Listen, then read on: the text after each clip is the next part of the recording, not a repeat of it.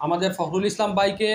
সংবর্ধনা জ্ঞাপন করেছি এবং উনার নেতৃত্বে আমাদের সালেপুর গ্রামের অনেক মুরব্বিয়ানে কেরাম এবং যুবক ভাইয়েরা এসে উনারা উপস্থিত হয়েছেন এবং উনারা আমাদেরকে যেভাবে সমর্থন জুগিয়েছেন বা উৎসাহ জুগিয়েছেন উনাদেরকে আমি অন্তরস্থল থেকে ধন্যবাদ জ্ঞাপন করি এবং আমি আশা রাখছি ওনাদের নেতৃত্বে আমাদের এই শেরপুর জিপিতে এবং দক্ষিণ করিমগঞ্জ সমষ্টিতে আমাদের এই লাঞ্ছিত বঞ্চিত অবহেলিত মানুষের দল রাইজোর দলটি আরও অগ্রগতি লাভ করবে এবং শক্তিশালী হিসাবে গড়ে উঠবে এই কথা রেখে এবং আমি এটাও আমাদের যে করিমগঞ্জ জেলা রাইজোর দলের একজন সম্পাদক একজন সমাজসেবী সংগঠক আমাদের ফখরুল ইসলাম ভাই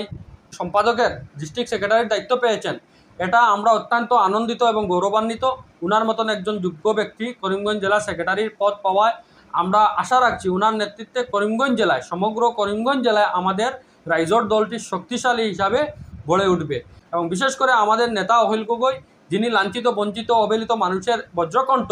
উনার নেতৃত্বে আমাদের করিমগঞ্জ জেলা রাইজোর দল দ্রুত গতিতে এগিয়ে চলেছে এবং ঐক্যবদ্ধ আপোষহীন প্রগতিশীল এই রাজনৈতিক দলে আমি আপাময় জনসাধারণ সবাইকে যোগ দিতে আহ্বান জানাচ্ছি। বিশেষ করে আপনারা জানেন আমাদের অখিল গগৈ মহাশয় তিনি প্রতিটা দল রাজনৈতিক দলকে ঐক্যবদ্ধ করার জন্য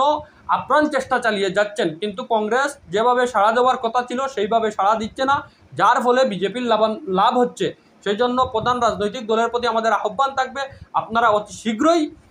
জোট করেন এবং বিশেষ করে আমাদের দক্ষিণ করিমগঞ্জ সমষ্টির ক্ষেত্রে এইবার করিমগঞ্জ জেলা রাইজোর দল একটা অগ্রণী ভূমিকা গ্রহণ করবে এবং দক্ষিণ করিমগঞ্জের বিধায়ক কে হবেন সেটা এইবার গরিব দুঃখী মানুষ ওনারা নির্ণয় করবেন। কোনো টাকা পয়সার লেনদেনের মাধ্যমে টিকিট এনে বিধায়ক হওয়ার যুগ শেষ হয়ে গিয়েছে এখন গরিব দুঃখী মানুষরা ওনারা জেগেছেন ওনারা অখিল গগৈর আদর্শ নিয়ে সংগ্রামী বিপ্লবী হিসাবে ওনারা